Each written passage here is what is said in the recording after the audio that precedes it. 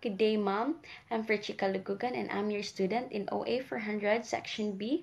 First case, Laudico versus Rodriguez.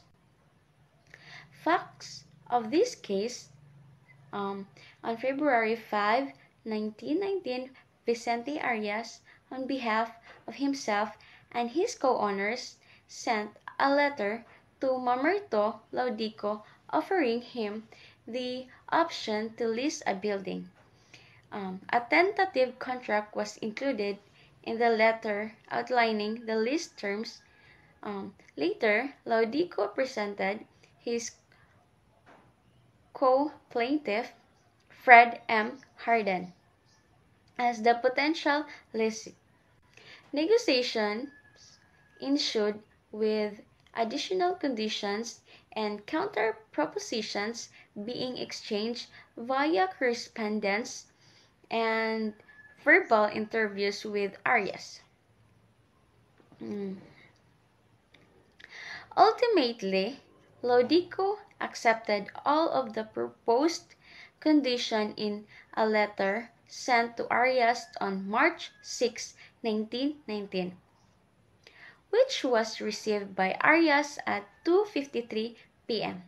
However, earlier that day at 11:25 a.m., Arias had already sent a letter withdrawing the offer to list the building.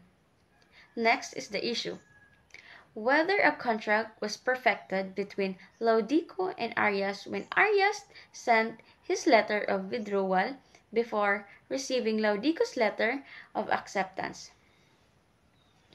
Next is ruling. The Supreme Court ruled that no contract was perfected between the parties. They held that under Article 1262, paragraph 2 of the Civil Code, an acceptance by letter has no effect until it comes to the knowledge of the offerer. Therefore, Arias, before receiving notice of the acceptance, was not bound by it and could withdraw the offer.